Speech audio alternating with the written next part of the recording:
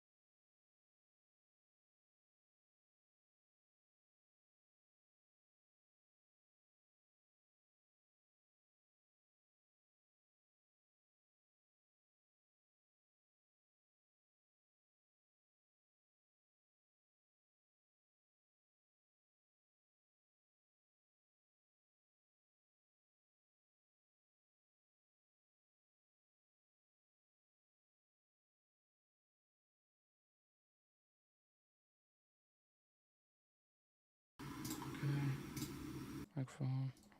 Hello. Are we back? Oh my God, the nightmare. Sorry, people. I've just been absolutely going mad, raving, and none of you have heard a single fucking thing. So I apologise, and big up to Sam for shouting it because I don't know what happened there. I pulled my wire out of pure excitement, so I plugged it back in and then it just wasn't reading the audio levels for whatever reason. But anyway, hello, you wonderful people. Welcome to Real Reds Talk. Welcome to the Manchester derby. The team lineups are in, as you can already see on my left-hand side, on your right-hand side on the screen. We've got Andre Onana in net. This is how I think it's going to be. Honestly, I don't know. It could, there could be a multitude of changes, but we'll dive into them potential changes and what they could be. We've got Andre Onana in net. We've got Diego Dalot right back. Varane and Johnny Evans comes in at centre-back. A bit of experience there alongside a bit of pace. Victor Lindelof, the obvious kind of target and weak spot on the left-hand side. I can see Pep potentially switching Doku over to there. We'll get into City's team in a moment. We've got Casemiro. Mainu comes back in, which I'm happy about. But then it's like, this is where I want to get your thoughts, because on the graphic, I've put Bruno on the right-hand side, because sometimes in the big games he has played there. And then McTominay in the 10, because his best qualities are crashing the box late. But this could also be McTominay as a striker, Garnacho on the right-hand side, Rashford on the left, and Bruno in the 10. Or it could be Rashford up top. It could be loads of things. But that's just what I've gone with. That's what I think it'll be. But who knows? Maybe McTominay could be a striker. Bruno could be in the 10. Garnacho could be on the right, which is where he plays his best football, and Rashford on the left. What would you prefer? That's the team there. Sorry. What would you prefer to that? Like the way it's set up. I don't know. I'm not entirely sure. Well, how do we feel? Are we feeling more optimistic or less optimistic with that team? Again, I'm not sure. I would have been a lot more positive if the rumours were to believe about Rasmus and Lissandro being available, but that was obviously absolute nonsense. So it is what it is. Edison, Man City are lining up with a very, very strong team, probably the best lineup that they have. Edison, Walker, Diaz, Stones, and Ake. Rodri, De Bruyne, Bernardo Silva in the midfield is just disgusting. And then Doku, Haaland, and Foden are going to cause so many problems. And I don't want to kick this Manchester derby off with any kind of negativity or anything like that. But let's just be real and authentic here for a moment. And just, we know it's a tough mountain to climb. They've been climbed before. It happened under Ole Gunnar Solskjaer. People were writing us off on there, and we've won the games. They are rare circumstances, and we get the goals on the counter-attack. We had rare circumstances when we played Liverpool at Anfield, when we were just defending for the majority of the game. But there was a couple of situations where Garnacho got in. I think Rashford potentially had a couple of chances, and they didn't take him. If they would have took that, they would have, what's it called? A smash and grab? like it would have been a smash and grab because he was all over us. I think today is going to be tough for the players. I think mentality out of most things, obviously your physical output's going to be there because City keep hold of the ball so well, especially when they're at home. But the mental output to deal with the consistency of going back to fourth triangles, play it. You have to stay so concentrated. And this is coming from someone who watches the games. Imagine someone who's in it, walking into it thinking, fucking hell, you've got Bernardo who can drop into there. Rotation with Foden drifting over to the left. You've got De Bruyne to worry about when if he gets an acre of space, he can just murder you in behind with Haaland. And in their last game against Luton, I think De Bruyne got 4 assists. Haaland scored 5 goals. So both of them in flying form, 2 of the best players on the planet, if not the best players on the planet right now. It's a tough ask. Even if we had our most fit players available, it's a fucking tough ask. So anyone who's coming at me saying, "Oh, you're being negative," or it's being realistic, mate. That's the situation that we're in. Look at our team. We've got fucking Lindelof at left back, a 35-year-old Johnny Evans, McTominay as a 10 or as a striker. Do you know what I'm saying? Like we've got a bit part team really. So honestly, I think even if we get results, I think it'd be a fucking miracle. I really, really do. But let's see what everybody else is saying. We've put a quote up. We put a poll out saying how big will the scoreline be? 2-0, 3-0, 4-0, or 5 and more. I mean, I said in the prediction, I can't change my prediction now. I said probably 5-0 to City, so I'll have to go 5 or more. But we've had 17% said 2-0, 33% said 3-0, 33% said 4-0, 17% said 5 or more. So it's kind of... Do you know what I mean? It's kind of mixed. Right, let's read some comments because you're all a bunch of legends and there's been loads of comments in the chat. We want our club back. Glazers out, says Lucky Singh. Big up to Lucky Singh. Dino Lewis saying, gotta say we lose by 4 or more goals today. We concede way too many shots against teams and City will put us to the sword. We leave too many big gaps between defence and midfield. Hopefully I'm wrong on everything. United make us all happy. Brian saying, I could be delusional, but I honestly think we'll get a draw. I just have a feeling. Well, I hope you are right, Brian. I hope you are right. I honestly do. Don't see anything less than a 3-0 win for City. Let's see, what else? People going on about my sound. I'm muted. No, I'm good. I would have played Anthony today for his work rate. I would have gone Casemiro, Amrabat, and Mainu midfield with Anthony Garnacho on the wings, but Bruno's a false 9. I don't mind the majority of that, but when you say Bruno's false 9, I remember playing Pogba and Bruno was a false 9 against City under Ragnick, I think it was, and it just didn't work. It didn't work at all. But I get what you're saying. 0-0 gonna hit like crack. Yeah, you know what? It would. I think most people would take a 0-0, wouldn't they? Today, it's just a reality situation, especially with Spurs and Aston Villa winning yesterday. I was watching them games closely. The Luton game was really, really good. They've been giving a lot of teams a run for the money, and they managed to get a late winner. There seems to be a theme this season with the teams that you don't want to get a last-minute winner scoring, and it happens. City have done it a couple of times. Liverpool have done it loads of times this season. What minute was Darwin Núñez's goal yesterday? Was it 99, 98, something like that? Loads of teams. Tottenham was 1-0 down and they brought it back to 3-1. So they're all getting the rub of the green. If we lose this today, I think we go 11 points back behind Aston Villa and then 8 points back behind Spurs. And then you've got 12 games left in the season, so you need to win all of them, really. And then we still have Arsenal and Liverpool to play against. So I think, to be honest, again, most people agree European football is probably, at least Champions League football is gone in it. Unless if we get a miracle today and we beat City, the games after that are Everton, Sheffield, and Brentford. Probably 3 are the best games you can have after this. So if you can go beat them as well, then maybe there's a conversation there. But I think we've run our course this season. Go as far as we can in the FA Cup. Put in a decent performance today as well. Don't just, if we get beat, I'm not saying that's fine. I always want to win a game. I'm trying to channel my inner kind of Lissandro and, you look at the game from last season. I'm trying to channel that inner passion and fight. I just don't see it. I really, really don't see it. I think Marcus's strengths are pacing in behind, and when you've got someone like Kyle Walker at the back, they negate us all over the pitch, whether it's height, pace, technical quality, anywhere. So I don't see an advantage. I don't see an advantage anywhere. I think Doku is going to have a fucking field day. And even if Foden's on the right-hand side against Lindelof, he'll absolutely tear it up. But I think we're going to struggle on the left-hand side. I really, really do. And we're missing... I said in the preview, even with Lissandro, Shaw, Højlund, a few others available, even then you'd be like, it's a bit of a tough ask with the form that City are in a minute. The last time they lost was Aston Villa at the start of December. And that's in all competitions, and they've only lost 4 times, I think, all season. And yeah, it was against very, very good teams who were flying in form at the time. So, I really, really hope we get something out of this. I really want to be passionate and discuss how we can beat them. And we'll dive into that. We'll dive into that. How can United beat City? I think the blueprint's been shown by Ole Gunnar Solskjaer before. The majority, again, would say counter-attack. Be getting in behind, getting Bruno on the ball and playing it in behind. The issue I have with that is Rashford as a 9 hates playing there. He absolutely hates it. Again, Scott might be playing as a 9. I don't know how he would. I mean, he's not exactly a runner in behind. You could maybe play to feet. You can put balls into the box. I don't know how they're going to set up. I'm going to have to wait for the game to kick off and see how it formulates. No idea. But Bruno Fernandes in this game has to show up. Has to show up. I know it's a lot of pressure on him. He's the captain of Man United. We've got a beaten squad in terms of, missing loads of key players. But he's on the pitch, and he's the captain, and he's supposed to be one of the best midfielders in the Premier League. So if you want to prove that status, if you want to, rise to the level, Bruno, step up today, create solid chances for your attackers. For you. Garnacho equally as well. He's a different one. He's young. He's a lot younger. Nowhere near as much experience, but he's the exciting one who can drag you up the pitch that extra 5, 10, 15 yards.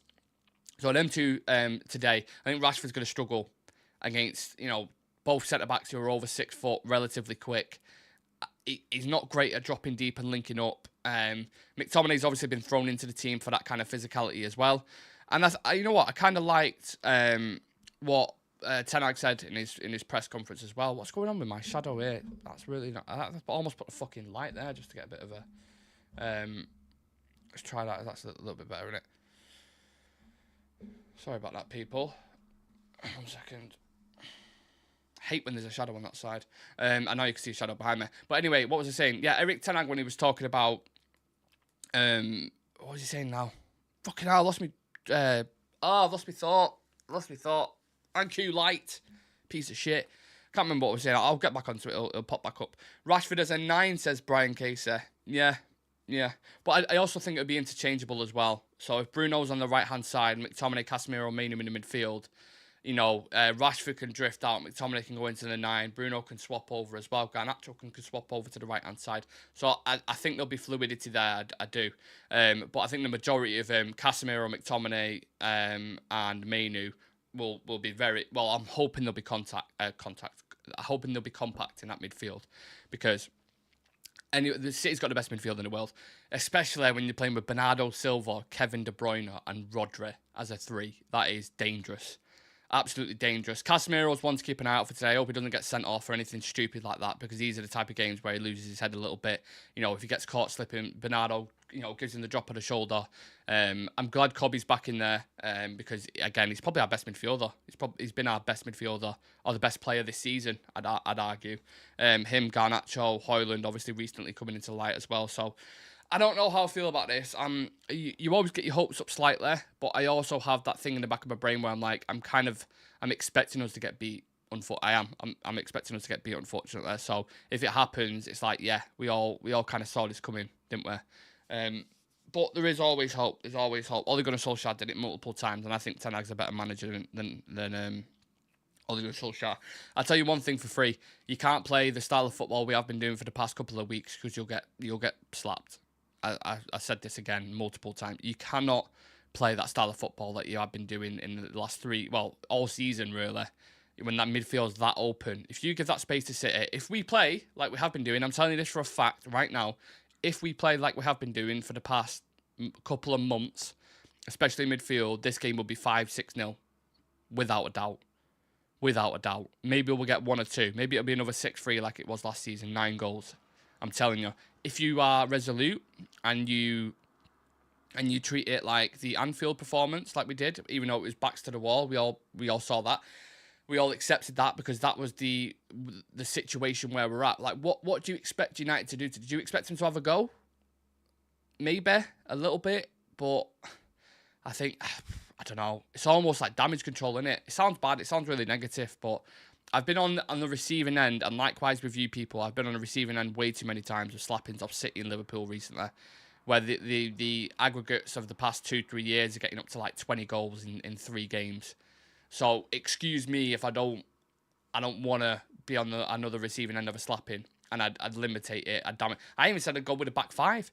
My team in the preview, I had Onana, Delo, Varane, Evans, Lindelof, Anthony at left wing back, Casemiro, Cobby, Bruno, Garnacho, and Rashford as a pairing, like Ollie did with Dan James and Rashford. Was it up top? Maybe against Liverpool when Rashford scored.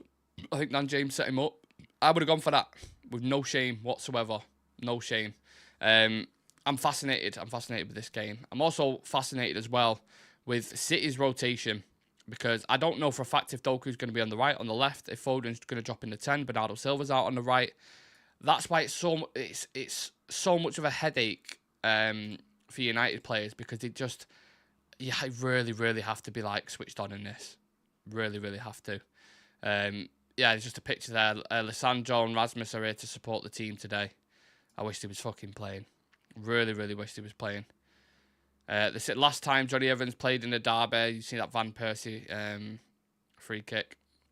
150 appearances for Bruno Fernandes today. Let's hope he turns up. Statman Davison would prefer McTominay at 10 with Bruno deep. Bruno is much better receiving and be able to play forward versus a receiving back to goal. Yeah. I don't know how we're going to set up today. On the graphics, a lot of the graphics, it is Rashford as a 10, McTominay in the midfield, and Fernandes on the right. But I know a lot of people don't like Fernandes on the right either, to be honest. The thing that's worrying me is that the Forest game, even for a lot of people, when we've spoken about it, it didn't really encourage you at all, did it? It was a very flat game. It lacked quality. It was a little bit end-to-end. It just didn't give you anything, did it? Like, it's like, you know what? We played well there. This guy played well. Amrabat did okay. I thought he may have started. I think he'll come off the bench at some point. But, oh, God. Marcus Rashford, Bruno Fernandes, the key players I'm looking at today, and I need to see something. Bit of creativity, bit of flair, bit of, passion. Play for the fucking badge. Show the fans the amount of shit results we've had this season, disappointing ones. The Nottingham Forest one, the Fulham one recently, the Galatasaray ones in the Champions League. Just games you're expected to win that we just go and lose. Like, for all them things where we've had to discuss after the game, saying why the fuck have we why have we put in all this work for this to happen? Go and perform against your biggest rivals, one of your biggest rivals, should I say. A team across the pond who's almost 15 points ahead of you. They've scored, I think, 60 goals this season. They're at the strikers, the top of the scoring list in all-time Premier League scorer at the minute in this season. Not all-time, fucking hell. This season is the top scorer. You've got De Bruyne, Foden, and Alvarez, I think, with like almost the most assists. Like, they've got killers everywhere, man. Everywhere. Not looking forward to it. I have to be honest. With you. Scott, Casemiro and Manu in the mid 3. Rashford is a 9. Rashford to show up, says Steve Whitaker. Brian says, I agree, this is the perfect game to back up that interview, but needs to be showing it week in and week out. Yeah.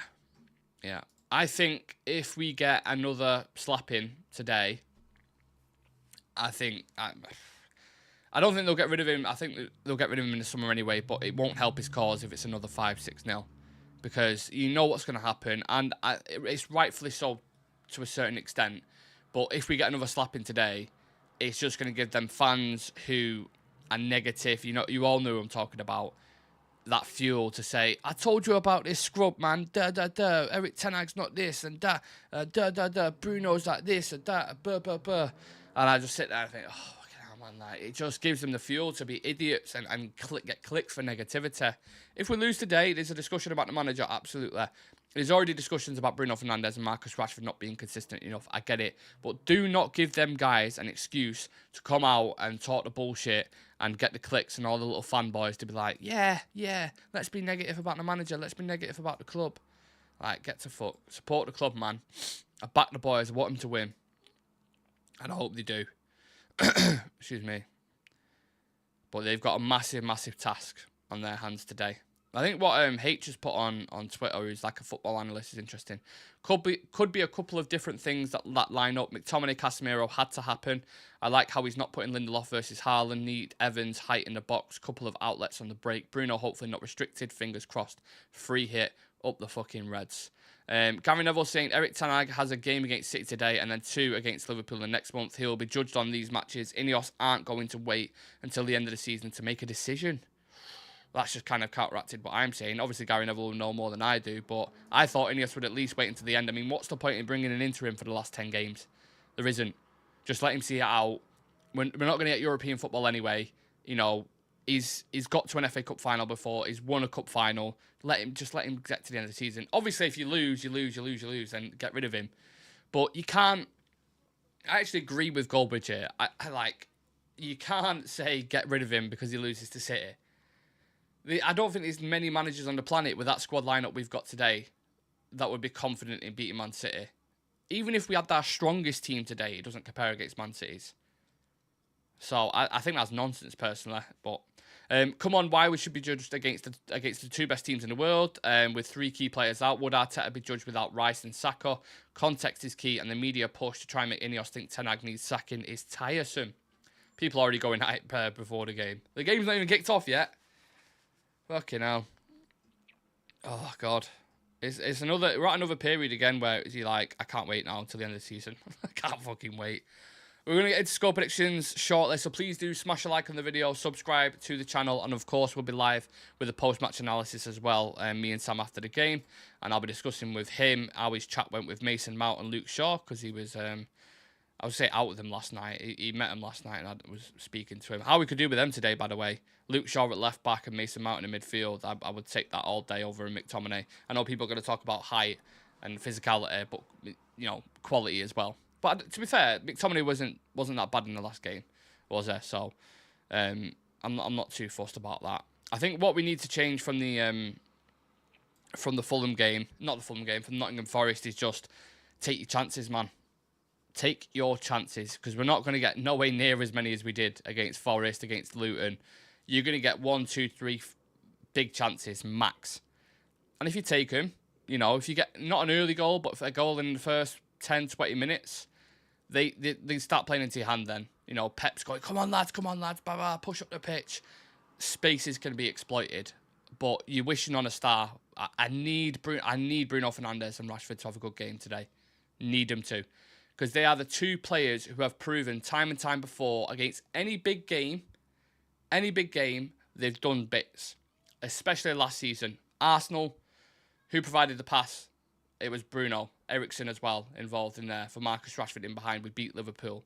At home, who scored the winning goal at Old Trafford against Man City? Marcus Rashford scored. You know, you've seen loads of times. Rashford did it even when he was younger, like a few years ago under Mourinho. Like, they are the guys who've done it before and they've shown it. McTominay recently has been a goal scorer for us. So there's people in there that can do it. I just think they'll let it get to the head. Brian saying, you'd imagine Ineos already know if they're going to stay up with Ten Hag next season and just waiting until the end of the season. That's what I thought. Lumen in the chat saying, big up as well. Big up to you, mate. I hope you're okay. That's what I would have thought. But, I mean, if you're already hearing murmurs about it before, it's like, bleh. Yeah. I don't know. I think they're ready to kind of drop that guillotine on Ten Hag. And I don't mean like a UFC grapple and fucking strangle. I mean like they've got the rope in their hands. They're ready. And they're just waiting for something like a 6-0 defeat from City or a battering off Liverpool to kind of have that excuse and go, yep, boom, there we go. Let him go. And it'd be sad.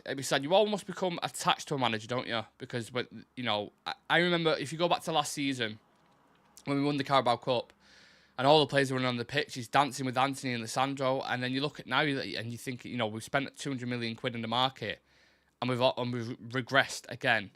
And you sat there going, how has this happened? How have we got back to here? Because there was so much positivity at the end of last season. We're all sat there going, we can build on this now. You know, finish 3rd, win a trophy. You know, after the season we had under Ole Gunnar Solskjaer and Rangnick and all the, you know, the negativity, that was like amazing. He overachieved. He had Wout Weghorst up top. And with like, you know, we start the season, the tactics are a little bit sus. You're like, I'm not sure what's going on here, you know. Even in the first game against Wolves, you had Sarabia and Cunha dropping deep into the midfield, overloading it and causing loads of problems. Wolves in the first game had like 20-odd shots.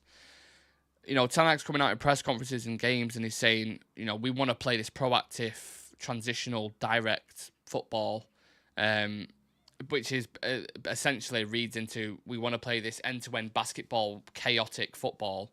And the fans still haven't kind of grasped it. They're like, well, we waited so long until everyone was saying, wait until this guy's fit, wait until this guy's fit, wait until this guy's fit. And in fairness to him, at the start of this year, we've only lost one game. It was a bad game against Fulham, but we've only lost one game and we won the rest when the majority of players have been fit. So he has a point to that way, but even when all the players were fit, it wasn't a clean style that you saw. You know, I'm asking for like a lot of control in the game. I want to see us control the game, win 3-0 and dominate. When we're going Luton and you know, other teams who are near the bottom of the table and they're having 20-odd shots per game, that's when it comes into question for me. The style of football is definitely questionable. And it's like either the players aren't taking on the instructions well or the manager isn't doing that. But either way, the manager needs to get a hold of that. That's his job, to get his vision on the pitch. And he has limited resources to a certain extent, but you know, there's still players on there. Rasmus was 70 million, Anthony was 85 million. Onana was like 45 million. You know, he still spent money. But the one thing he has done that I'm happy about is the young players that we have in the team look very, very promising. And with the right environment built around them, three of them could be stars. Rasmus, Garnacho, and Mainu can all be top players, I'm sure, for the future. So that's something positive to hold on to, I suppose. I hope he gets a season with a structure above him. Really think he can do great things if he's left to just coach the team. I do, but I also think I can't be asked with an interim manager until the end of the season. Like, who's going to come into the dugout? Fletcher before he fucks off. I can't be asked with that. Just wait until the end of the season, man, and then we'll discuss it. It just doesn't make any sense to me whatsoever. I'm trying to get some pre-match quotes here. There's not usually. There's some just before the game from the manager, but I can't see any at all. I need to get a drink. Can I reach? I can't reach it. 1 second. Let me just grab a drink because my throat's fucking killing.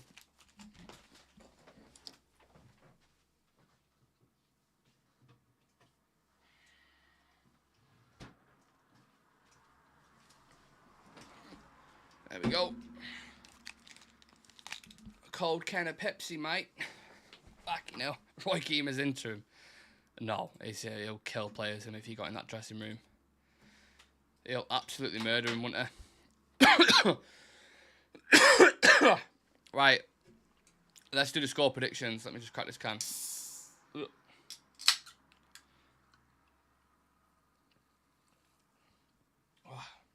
What are we saying? Honest score predictions. Talk to me, please. And I'll read a couple of them out. Also, if there's any points you want to make in the chat, throw them out there, man. Here we go. Right. And whilst you're doing that, I'm just going to read out a couple of quotes from me from Eric Ten Hag. So, Ten Hag on if United are playing 4 midfielders. He said, no, I don't think so. Sometimes we want to overload that midfield by dropping players, but by opposite movement to get a little bit of confusion in there. That's interesting.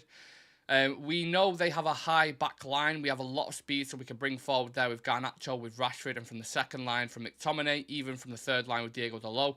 So we have our options there. I'm interested to see how the tactics play out today. Pep will always have something up his sleeve as well. He'll always have an answer for it. And we saw that in the couple of games last season, didn't we? I hate keep going back to last season because we're in a different kind of frame of mind and moment and you know. So, I hate always going back, but it is what it is. I'm going to go with... If I'm going with the head...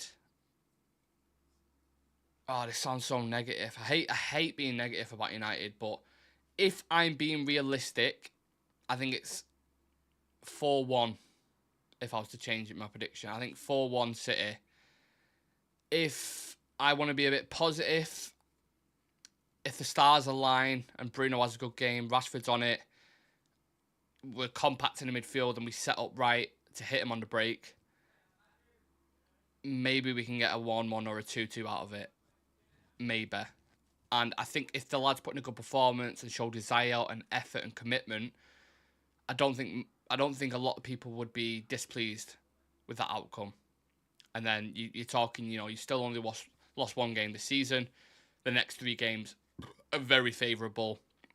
Villa and Spurs. Like, it's interesting, isn't it, how the narrative can flip so quick.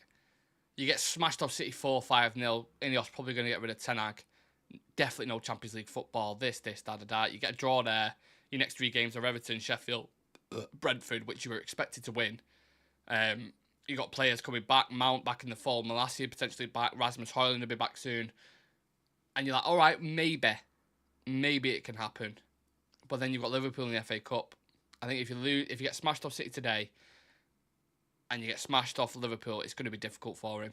It is, especially if it's like a smashing. I'm talking like a, do you know what I mean? Like by a lot. Because you can't outrun that. You can't. Last season, 6-3, Man City. I know we beat him at home, which Ten Hag will always reference, but it is what it is. Liverpool at Anfield, like, ugh. The season before, under Ole, 5-0, 5-1, like, you just can't. How many years do you just want consecutive twattings? Every single player has to show passion, desire, determination, and intimidation if necessary. There's going to be a bit of bite today. I think McTominay is going to be getting yellow cards. Casemiro is going to be getting yellow cards. Let's have a look at a few more interesting comments. Johnny Evans also struggled with injury later, but he's one of the players to have fought to get into this game, and I think this is the strongest back four we have now available. That's interesting. Lindelof, Evans, Varane, and Dalot. That's the only back line you've got available. It's not the strongest. It's the only players that, quite literally the only players that I know Kramboala's in there. Amrabat has played there, but they're the only defenders you've got available, basically, apart from youth players. Unless I'm missing anyone. On Evans as well, it says very experienced, and also I think it's a back four that can deal with the offensive threat, but also to take advantage of making the extra play in midfield. I'm not sure I agree with that, Eric. I'm not sure. I never think about scenarios, not in winning, not in losing. We're really looking forward, and as I said, the players really fought it to be part of this game and believe we can get something here. With the idea of getting something from the game, we have to go into this game. We have to fight to believe. We have to show how hungry we are. It's eat or be eaten, and we want to eat. I don't mind that line. Eat or kill or be killed, basically, and we want to kill. That's what it translates to. Brian saying blindly optimistic, 1-1, straight 3-0, and he's just put the quote that I've read out there as well. I like that quote, but that quote can also come back to bite you on the arse, can't it, if we get absolutely scrammed tonight. So, yeah, I think you're going to see a lot of Bruno dropping in. Garnacho and Rashford maybe splitting, McTominay crashing late. That's why I'm talking about the fluidity. You can cause some problems if they're set up right, but I don't think we've been set up right for a long time. I really, really don't. Oh, God. I feel like I'm going to be depressed after this game. The post-match is going to be so fascinating. You can go from, like, absolute joy and just release if you get a win tonight. If we get a win today, it'll probably go down. I think this is the most one-sided derby United have ever been into. So if we get a result today, if we win at the Etihad today, they lost 4 times all season. The last time they lost was early December. That would probably be the biggest win over him in terms of like what the expectation is. I think. I know we went. Excuse me. When we went down and Pogba came back and we won 3-2, but it was in a different moment. Back then. Now it's like, if we win today, it'd be huge. It'd be absolutely huge. Because the quality is just way too far off. So, yeah, I think, do you know what? I think I've discussed everything I can. I'm going to read out a couple of, I always get some stats to kind of pull up. So let's just read out some stats for you. Man City versus Man United. Some head-to-head stats. Let's see. No fixture in the Premier League history has seen more away wins. That's interesting. Man City have won 4 of their past 5 Premier League meetings with Man United, as many as their previous 13 beforehand. United have lost their visit to the Etihad Stadium in the past 2 Premier League seasons, shipping 10 goals in the process. 4-1 in 2021-22 and 6-3 in 2022-23, which I was alluding to before. United had the Red Devils last had a longer run of successive away league defeats to rival City from August 1952 to September 1955. City manager Pep Guardiola's won 8 of his 15 Premier League meetings with Manchester United. Only Arsene Wenger has ever won more against them in the competition, while Guardiola is the only manager to win at least half of his meetings with the Red Devils. United captain Bruno Fernandes could make his 150th Premier League appearance in this match, though the Portuguese has created more chances than any other player in the competition this term, 74. His rate of a goal or assist every 281 minutes this term is his lowest in any of his 5 campaigns. I've been calling Bruno average this season. He's been very, very average. If you want to turn that opinion around, Bruno, now is the fucking time, mate. Let's go smash. Let's go smash him. Let's turn up there and defy the odds like we always do. Please. You know, you can do it because you've done it before. It's asking a lot. We've got a fucking weak squad, but it can be done. It's not impossible. So please do not ruin my weekend, Manchester United. I am talking to Rashford. I'm talking to Bruno. The defence, please hold your own. It's going to be difficult. You're dealing with Haaland, De Bruyne, Doku, Foden. I get it. And Bernardo Silva. You know, it's not no walk in the park. But at least give us a good performance today. A good performance. That's what we want. And then we'll talk about it after and see where we're at. Yeah, I'm going to leave it there, people. I hope you enjoy the game. Let's pray to God we can get a result out of this and we can discuss it afterwards. Please do come and join me and Sam for a chat after it. We'll be live, as always. We'll have the links on socials. Drop us a follow on all the socials at the top that you can see. TikTok, Instagram, Twitter, all that good stuff. I hope you enjoyed the game. Come on, United. Please, let's fucking smash this City lot. This tin pot club with 115 charges. Let's do it. Come on. Take care, everyone.